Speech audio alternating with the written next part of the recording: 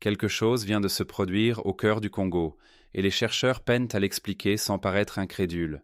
Une tribu a été découverte dont les pratiques remettent en question tout ce que nous croyons savoir sur la peur, la douleur et même la mort elle-même. Musique. Ces gens brûlent leurs défunts dans les pièces où ils dorment et continuent mal d'y vivre.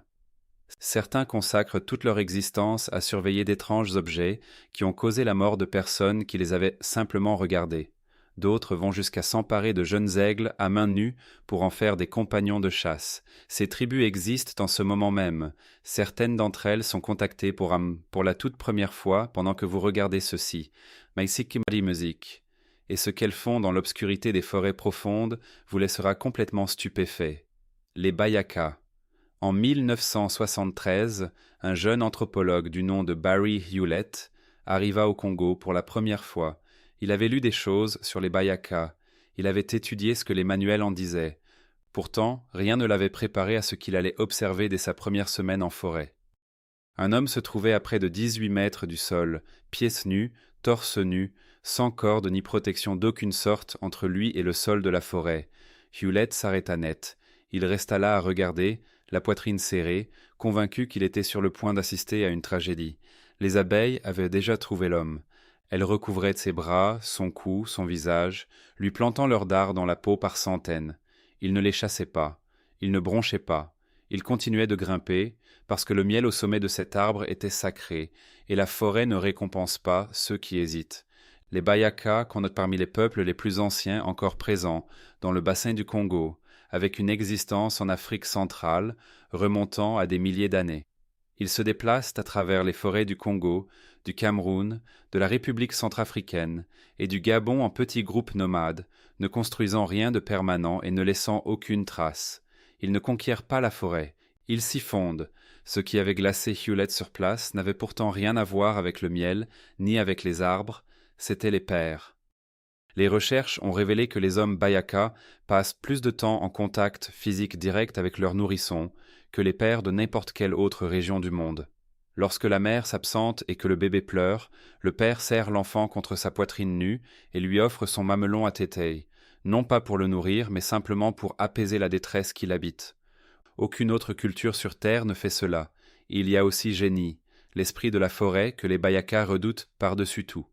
Quand un membre de la communauté disparaît, le corps est enterré à l'intérieur de la hutte, puis celle-ci est entièrement consumée par les flammes. Le groupe repart aussitôt. Personne n'a le droit de se retourner vers la structure en feu. Quiconque ose jeter un regard en arrière est saisi, attaché à un poteau planté près du brasier, et laissé là debout jusqu'au matin, non pas en guise de punition, mais comme signal adressé à la forêt que la règle a bien été respectée. Lors des cérémonies d'initiation à Joni, de jeunes hommes sont conduits en forêt et enfermés dans une structure si étroite qu'il leur est impossible de s'asseoir ou de se courber.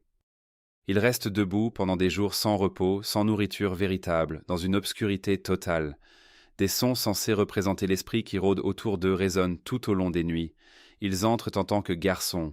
Si la forêt les accepte, ils en ressortent transformés en quelque chose d'entièrement différent.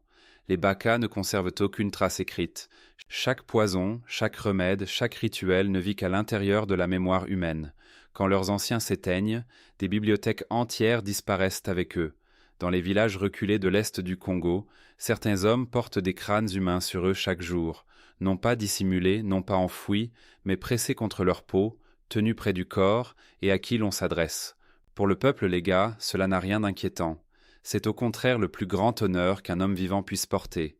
Les légats possèdent une société secrète appelée le Boam, l'un des systèmes de pouvoir les plus complexes et les plus stratifiés jamais documentés en Afrique centrale.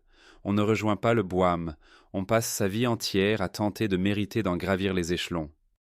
La société compte de nombreux niveaux, chacun plus difficile et plus exigeant que le précédent, nécessitant des années de sacrifice et de sagesse démontrées avant qu'une quelconque progression soit accordée. Plus un homme s'élève au sein du Boami, plus on le croit proche du monde des ancêtres. Aux échelons les plus hauts, ce lien devient physique. Les membres des grades supérieurs reçoivent les crânes d'anciens défunts qu'ils portent sur eux au quotidien. Ces crânes ne sont pas de simples symboles. Selon les croyances légas, ils transmettent directement le savoir, la protection et le jugement des morts vers le corps de celui qui les porte. Il n'exhibe pas un pouvoir, il en est le conducteur. Les objets rituels des plus hauts rangs Bami sont appelés Lua Congo. Les femmes, les enfants et les hommes non initiés ont formellement l'interdiction de les voir. Pas simplement déconseillés, strictement interdits. Dans un cas documenté, une femme aperçut accidentellement un Lua Congo au cours d'une cérémonie. Elle fut dépouillée de toute considération sociale, chassée de sa cellule familiale et, selon les témoignages recueillis par des chercheurs, contrainte de subir un rituel de purification d'une telle rigueur physique qu'elle ne s'en remit jamais tout à fait. La frontière entre initiés et non-initiés n'est pas une simple démarcation sociale. Elle est perçue comme la ligne séparant les vivants de ceux qui sont définitivement condamnés. Les autorités coloniales belges reconnurent que le Bwami exerçait sur les communautés légas un pouvoir réel, bien supérieur à celui de n'importe quel gouvernement extérieur. Elles passèrent des années à tenter de le démanteler, sans jamais y parvenir. Des collectionneurs occidentaux s'introduisirent alors dans les villages et s'emparèrent des objets rituels, détruisant du jour au lendemain la structure spirituelle de communautés entières. Le Bwami existe toujours, les initiations se poursuivent. Et en ce moment même, dans l'est du Congo, des hommes portent contre leur peau les crânes de leurs ancêtres, traversant le monde avec les morts pressés contre leur corps, sans trouver cela le moindrement étrange. Avant même qu'un enfant kazakh soit en âge de chasser, il apprend déjà à tenir un aigle royal. Des aigles royaux dont l'envergure dépasse la hauteur d'un homme adulte, avec des serres capables de broyer les os sans effort. L'enfant est placé directement face à l'oiseau. On ne le protège pas de lui. Les parents observent sans intervenir, car ils ont vécu la même chose. Leurs propres parents l'ont vécu aussi, et ainsi de suite depuis plus de 4000 ans. C'est ainsi que tout commence. Les chutes arrivent, les blessures causées par les cerfs arrivent. Un enfant peut être désarçonné de son cheval à l'entraînement, et les parents l'aident à se relever avant de le remettre en selle. La question de savoir s'il faut continuer ne se pose jamais. Une blessure n'est pas une raison d'arrêter. C'est la preuve que l'entraînement est authentique et que l'enfant se prépare à quelque chose de véritablement sérieux. Les chasseurs à l'aigle kazakhs, appelés burkiti, perpétuent cette tradition à travers les steppes glacées de l'ouest de la Mongolie, là où les températures s'effondrent jusqu'à -40 degrés et où le vent entaille la peau à vif. Les aigles royaux sont utilisés pour traquer renards, lapins et loups sur des espaces ouverts, et la construction de ce lien entre l'homme et l'oiseau est rude dès le tout premier instant. Le chasseur escalade un nid à flanc de falaise, à des dizaines de mètres au-dessus du sol, et plonge la main à l'intérieur pendant que les parents attaquent pour en retirer un églonneau. Voilà comment cela commence. L'oisillon est ensuite maintenu éveillé pendant des jours, non pas des heures, des jours entiers. Il est porté en permanence sur le bras du chasseur, à qui l'on parle, nourri uniquement à la main, privé de sommeil jusqu'à ce qu'il finisse par accepter le chasseur comme seule source de sécurité et de nourriture dans son univers. Ce processus dure plusieurs mois avant que l'oiseau soit considéré comme prêt à chasser. Un aigle de chasse pleinement dressé exerce plus de 400 livres de pression par pouce carré à travers ses serres. Lorsqu'il saisit une proie, il ne la ramène pas, il la plaque au sol gelé et l'immobilise jusqu'à l'arrivée du chasseur qui vient mettre fin à la prise. Pendant des siècles, cette tradition est restée exclusivement masculine. Ensuite, les femmes ont commencé à participer aux compétitions et à remporter des victoires.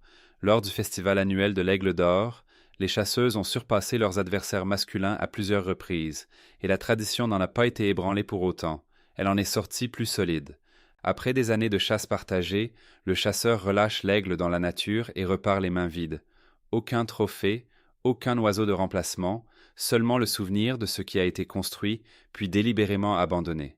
Dans un endroit aussi rude, ce genre de discipline n'a rien de romantique. C'est là tout le sens de la chose. Lorsque des chercheurs ont interrogé l'un des anthropologues les plus respectés, ayant séjourné parmi les Hachés sur ce qu'ils étaient, sa réponse fut immédiate et sans réserve. Il déclara « C'est exactement ainsi que les humains vivaient il y a 30 000 ans. Pas de façon similaire, pas proche de ça. Exactement. » Il les avait observés se déplacer, chasser, partager la nourriture et prendre des décisions, et ce qu'il avait vu n'était pas un vestige de quelque chose d'ancien, c'était la chose elle-même, toujours vivante, toujours intacte. Encore au milieu du XXe siècle, des populations vivaient dans les forêts de l'est du Paraguay, d'une manière presque identique à celle des humains d'il y a 30 000 ans. Pas de village, pas d'agriculture, pas de nourriture stockée, de petits groupes se déplaçant silencieusement à travers une jungle dense. chassant tout ce dont ils avaient besoin, et disparaissant avant même que la forêt n'ait enregistré leur passage. Les hachés ont été intensément étudiés par les anthropologues, car ils représentaient la fenêtre vivante la plus proche, permettant de comprendre comment les humains préhistoriques fonctionnaient réellement. Les chercheurs, ayant passé un temps prolongé parmi eux, en revenaient profondément ébranlés par ce dont ils avaient été témoins. Les chasseurs hachés se déplaçaient en petits groupes et communiquaient presque exclusivement par signaux manuels lors du pistage du gibier. Aucune parole, aucun mouvement superflu. Le niveau de silence coordonné qu'ils maintenaient fut directement comparé par les chercheurs à ce que les traces fossiles suggèrent concernant les groupes de chasseurs d'il y a des dizaines de milliers d'années. Chaque animal capturé était partagé de manière égale. Celui qui avait réalisé la prise recevait la même part que le membre le plus âgé du groupe et que le plus jeune enfant. Personne n'accumulait davantage. Personne ne manquait de rien. Ce n'était pas de la générosité. C'était le système, et il avait fonctionné sans modification pendant des milliers d'années. Leur connaissance de la forêt n'était pas une expertise. C'était quelque chose de plus proche d'un instinct forgé au fil des générations. Ils savaient quels arbres portèrent des fruits en saison sèche, où se cachait le miel, comment suivre silencieusement un singe à travers la canopée pendant des heures, et comment soigner une blessure profonde en utilisant uniquement ce qui poussait à portée de main. Tout cela vivait dans la mémoire seule. Rien n'était écrit, rien n'était dessiné. Tout n'existait que tant que les personnes qui le portaient restaient en vie. Lorsque le contact avec le monde extérieur arriva enfin, et que les hachés furent poussés vers une vie sédentaire, quelque chose se brisa au sein de la communauté, et les chercheurs assistèrent à cette rupture en temps réel. Des hommes qui avaient repassé leur vie à être les chasseurs les plus habiles de la forêt se retrouvèrent totalement incapables de fonctionner dans une société fondée sur la compétition individuelle, la propriété privée et l'établissement permanent. La désorientation fut totale et fut documentée dans les moindres détails.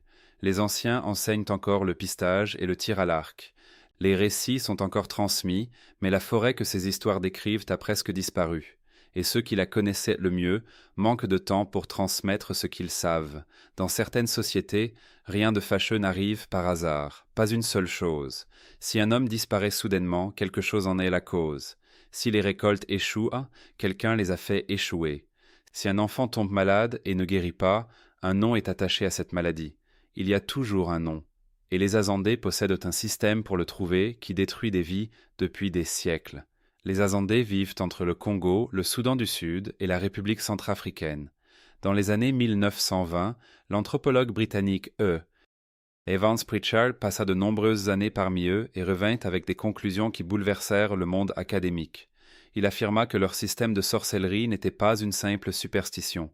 Il était logique en interne, soigneusement structuré, et bien plus cohérent que la plupart des étrangers ne voulaient bien l'admettre. Il ne parlait pas de loin. Il observait les choses se dérouler devant lui. Un jour, un homme de la communauté signala qu'on lui avait dérobé quelque chose chez lui. Aucun témoin, aucune preuve, aucun aveu. Dans toute autre société, l'affaire serait probablement restée sans réponse. Chez les Azandés, ce ne fut pas le cas. Un devin fut consulté. L'oracle à planche flottante fut sorti. Il s'agit d'un petit instrument en bois, taillé et traité avec des remèdes, qui fonctionne en glissant une pièce de bois sur une autre. Un nom fut proposé. On demanda à l'oracle si cet homme était le voleur. Le bois se bloqua. C'était la réponse. Le verdict fut communiqué à la communauté avant même que l'accusé sache qu'une question avait été posée à son sujet. Evans Pritchard observa le visage de l'homme lorsqu'on lui annonça la nouvelle. Il observa la réaction de la communauté. Personne ne remit en question la méthode. Personne ne réclama d'autres preuves. L'oracle avait parlé et c'était suffisant. Evans Pritchard revint de cette affaire et d'autres en répétant la même chose. Le système était sans faille, non pas parce qu'il avait toujours raison, mais parce qu'il était conçu de telle sorte qu'on ne pouvait jamais prouver qu'il avait tort. Chaque résultat le confirmait, chaque échec le renforçait. Au cœur de ce système se trouve l'oracle Benj. Le benj est un poison issu d'une plante précise, préparé selon un rituel et administré à un poulet devant des témoins. Une question à laquelle on répond par oui ou par non est posée sur la culpabilité ou l'innocence. Le poulet meurt ou survit. C'est le verdict. Il n'existe aucun recours, aucune nouvelle audience, aucun moyen de contester le résultat. L'accusé n'a même pas besoin d'être présent. Un homme peut se réveiller un matin et apprendre qu'une poule est morte la nuit précédente lors d'un rituel, dont il n'avait aucune connaissance et que la communauté a déjà conclu qu'il est responsable du décès de son voisin. Au moment où il l'apprend, le jugement est déjà définitif. Une fois désigné comme sorcier, une personne ne perd pas seulement sa réputation, elle perd absolument tout. Ses terres lui sont confisquées, sa famille prend ses distances pour éviter toute contamination, ses enfants sont regardés avec méfiance pour le reste de leur existence, car le mango, cette substance physique de sorcellerie que l'on croit loger dans le corps près du foie, peut se transmettre par héritage. Le verdict prononcé contre votre père devient votre point de départ à vous. Evans Pritchard a documenté des cas où des personnes accusées de sorcellerie étaient mises à l'écart, non pas dans la colère ou le désordre, mais dans un accord communautaire calme et posé, de la même façon qu'un groupe de gens raisonnables pourrait décider d'écarter quelque chose de dangereux d'un espace commun. Les chefs contrôlaient les oracles les plus puissants. Ce seul fait explique tout le reste. Les accusations de sorcellerie n'étaient pas de simples affaires spirituelles. Elles constituaient l'arme politique la plus redoutable qui soit. Et ceux qui se trouvaient au sommet n'hésitaient pas à y recourir pour éliminer quiconque menaçait leur position. L'oracle ne se trompait jamais, et si d'aventure il semblait le faire, une explication était toujours prête. Un autre sorcier avait altéré le poison. La réponse était toujours juste. Elle subissait simplement une interférence. Il n'existait aucune version des événements dans laquelle le système pouvait avoir tort, et c'est précisément ce qui le rendait si dévastateur. Lorsqu'une personne meurt dans un campement embouti, le corps ne quitte pas la hutte. Il est enterré là même, à l'intérieur des murs où la personne dormait et vivait. Puis la hutte est mise à feu. Avant même que les cendres ne refroidissent, tout le groupe est parti. Ils ne regardent pas en arrière. Ils ne reviennent jamais. Les Emboutis sont l'un des peuples les plus anciens de la forêt tropicale de l'Ituri, au Congo, parmi les populations de plus petite stature sur Terre. La plupart des adultes mesurent à peine un peu plus d'1,20 m. Ils évoluent pourtant dans l'une des forêts les plus denses et les plus redoutables de la planète comme s'ils y étaient nés, parce que c'est précisément le cas. Ils ne cultivent pas la terre, ils n'élèvent pas d'animaux, ils chassent avec des filets, récoltent des plantes sauvages, et déchiffrent la forêt entièrement par le son. Le cri d'un oiseau particulier leur signale qu'une chose ne va pas.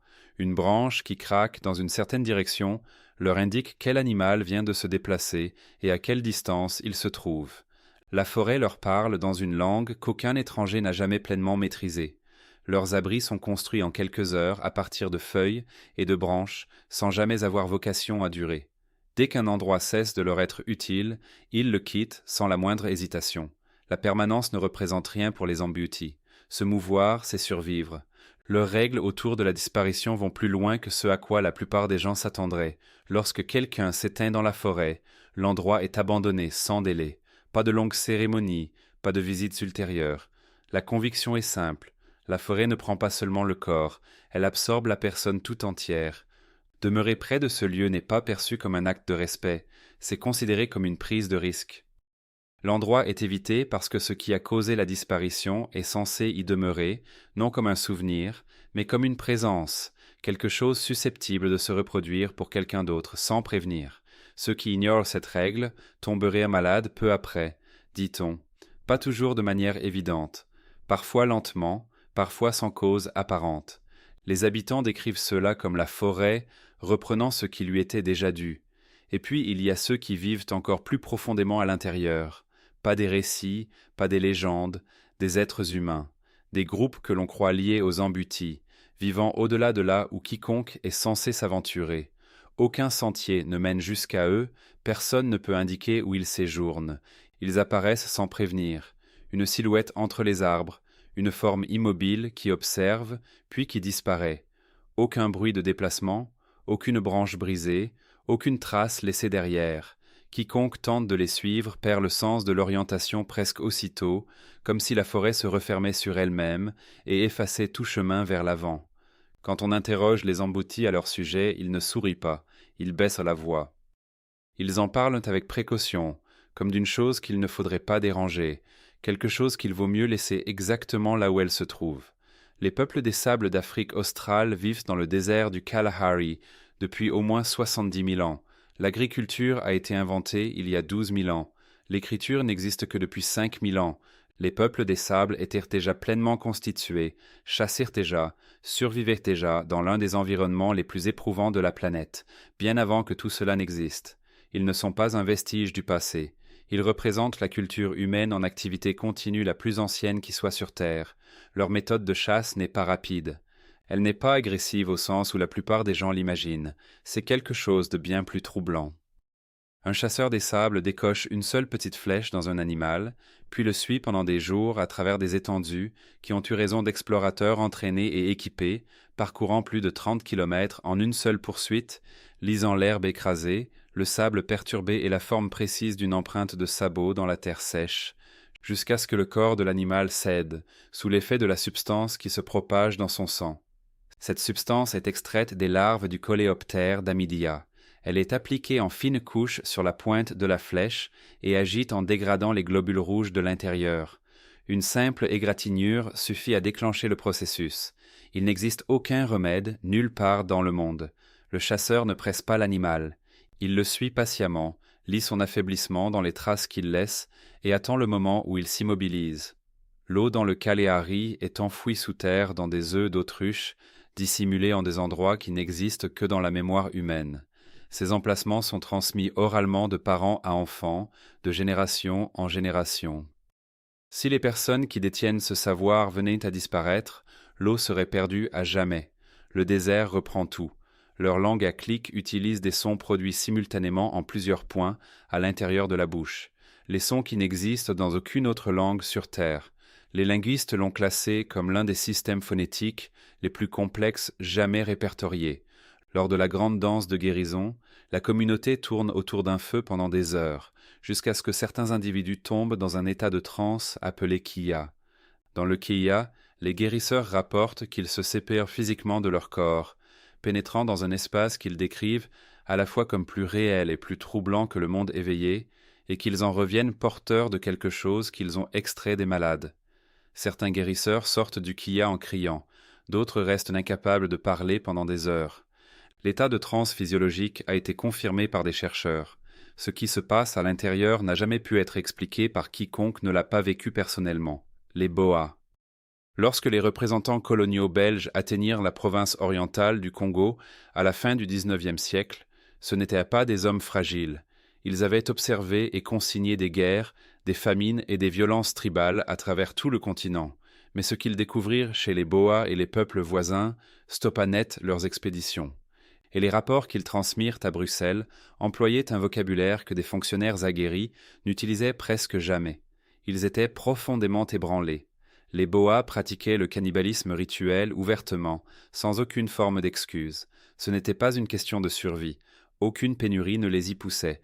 Il s'agissait d'une tradition guerrière, délibérée, structurée, conduite de façon cérémonielle, fondée sur un système de croyances doté d'une logique interne parfaitement cohérente.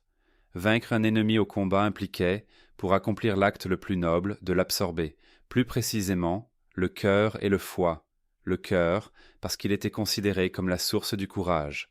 Le foie, parce qu'on croyait qu'il portait en lui la force vitale elle-même. Consommer les deux signifiait s'approprier définitivement tout ce qui rendait l'ennemi puissant. On ne le vainquait pas seulement, on l'incorporait à soi. Les captifs faits durant les conflits n'étaient pas simplement mis à mort et consommés. Le processus était cérémoniel.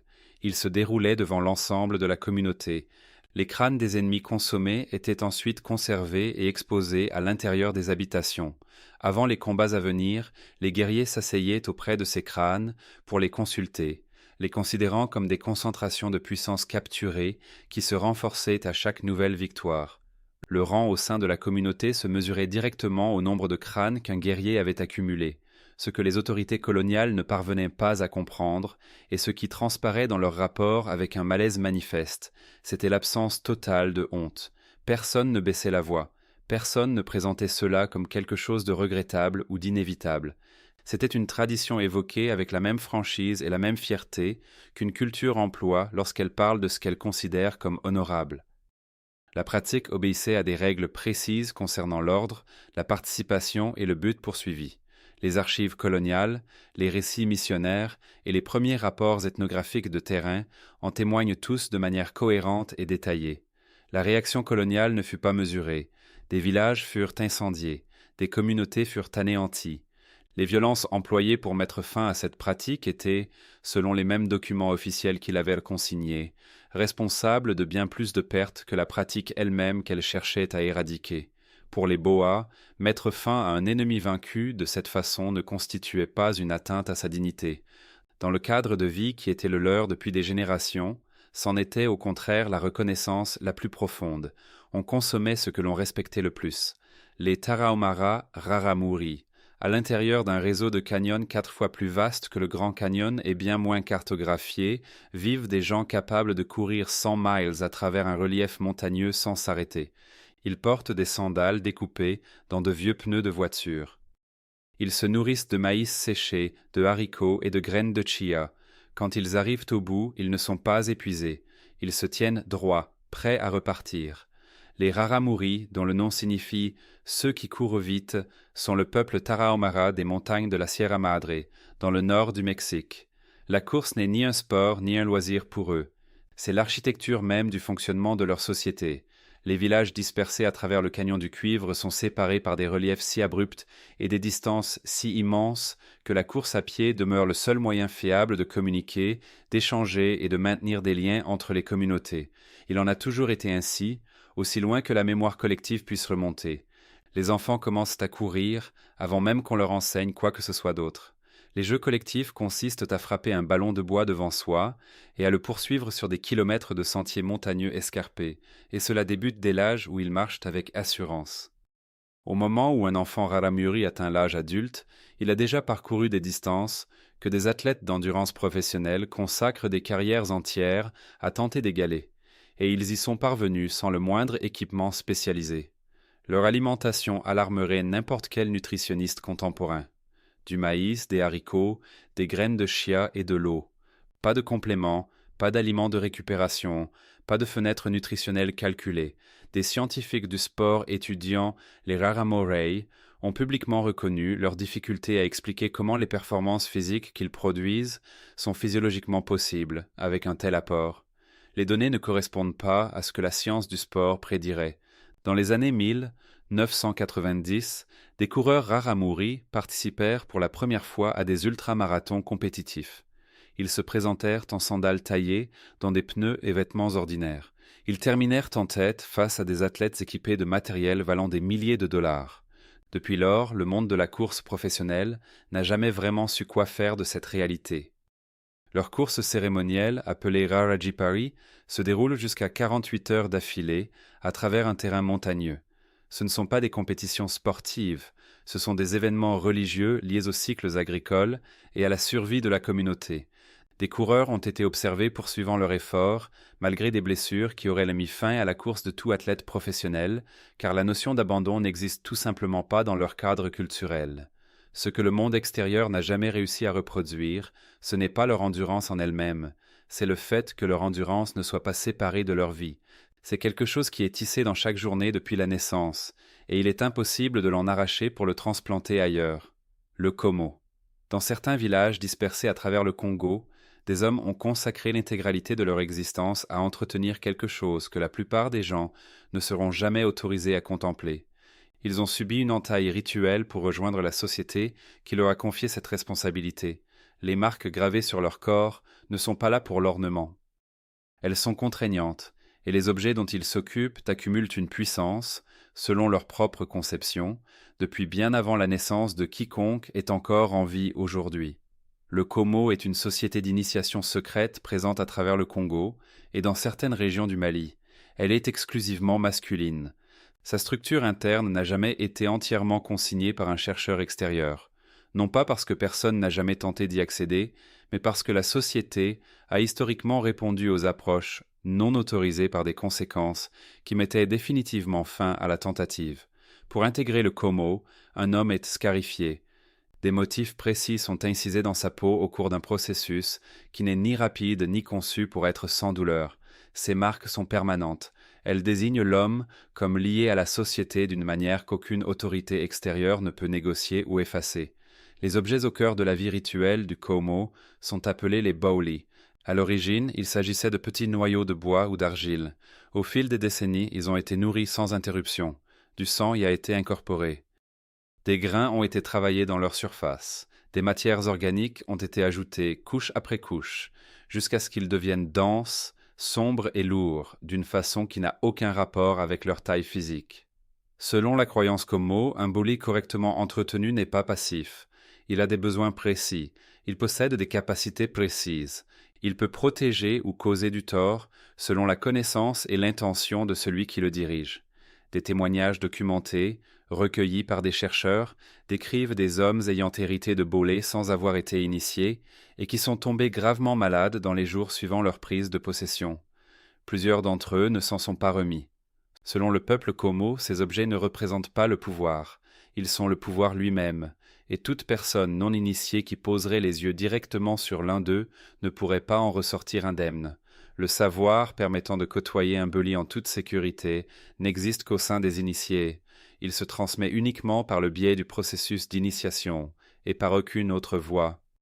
Un homme dépourvu de cette connaissance qui se retrouverait à proximité d'un bouli actif est, selon tous les témoignages disponibles, en danger immédiat de la part de l'objet lui-même. Les administrateurs coloniaux français et belges ont désigné le Como dans leurs rapports officiels comme le principal obstacle à l'établissement de leur autorité sur les territoires concernés. La société franchissait les frontières villageoises, traversait les lignes ethniques et tissait des réseaux de loyauté qu'aucune structure coloniale ne pouvait infiltrer ni reproduire. Des décennies de tentatives visant à l'étouffer n'ont rien donné. Le Como fonctionne toujours. Les bullies existent encore aujourd'hui, en des lieux précis à travers le Congo. Certains objets accumulent du sang et de la matière depuis bien avant la naissance de quiconque est encore en vie. Les hommes qui en prennent soin savent exactement ce qu'ils font. Tout le reste est rigoureusement interdit à quiconque n'appartient pas à ce cercle. Les Samis. Au-delà du cercle polaire arctique, le soleil ne se lève pas pendant des semaines en hiver. Le territoire devient un silence blanc et plat qui s'étend sur des centaines de kilomètres dans toutes les directions. Des chercheurs et des explorateurs qui se sont aventurés dans cet environnement sans y être préparés ont documenté des effondrements psychologiques complets en l'espace de quelques semaines. L'isolement fait subir à l'esprit humain des choses qui ne s'effacent pas aisément. Les Samis, eux, vivent dans cet environnement depuis plus de 10 000 ans, et pendant la majeure partie de ce temps, le monde autour d'eux a cherché activement à les faire disparaître. Les Samis sont le seul peuple autochtone officiellement reconnu en Europe, présent en Norvège, en Suède, en Finlande et sur la péninsule de Kola en Russie. Ce qu'ils ont traversé pour être encore là aujourd'hui n'est pas une histoire tranquille. L'une des campagnes d'effacement culturel les plus prolongées et les plus délibérément cruelles de l'histoire européenne moderne. Menée non pas par d'anciens conquérants, mais par des gouvernements démocratiques du XXe siècle. Pendant la majeure partie des XIXe et XXe siècles, la Norvège, la Suède et la Finlande ont mis en œuvre des programmes d'État coordonnés, conçus spécifiquement pour anéantir l'identité Sami. Les enfants Samis s'étaient arrachés à leur famille et placés dans des établissements résidentiels où parler leur langue entraînait des châtiments corporels. On les frappait pour avoir prononcé des mots que leurs parents leur avaient appris. Les vêtements traditionnels étaient interdits dans les espaces publics. Pratiquer leurs coutumes était traité comme une affaire criminelle. Il ne s'agissait pas d'actes isolés. C'était une politique gouvernementale officielle, financée par l'État, qui s'est poursuivie bien dans le cours de la vie de personnes encore vivantes aujourd'hui. Beaucoup de ces enfants ne sont jamais revenus en étant les mêmes qu'au départ. Certains ne sont jamais revenus du tout. La langue Sami a survécu, l'élevage de rennes a survécu. Le joïk, leur tradition vocale dans laquelle un chant n'évoque pas une personne mais la devient, portant son identité au-delà de la mort, a survécu. Le gakti, leur vêtement traditionnel qui fonctionne comme un système d'information complet, communiquant la famille, la région et le statut communautaire à quiconque sait le lire, a survécu. Mais la terre continue d'être prise. Des compagnies minières et des promoteurs d'énergie éolienne empiètent actuellement sur les territoires de pâturage ancestraux des Samis. Les batailles juridiques ont atteint les tribunaux internationaux. Les gouvernements qui ont passé les 2 derniers siècles à tenter d'effacer les Samis par la force culturelle cherchent désormais à achever ce processus par l'infrastructure et l'extraction des ressources. 10 000 ans de survie, et le combat n'est toujours pas terminé.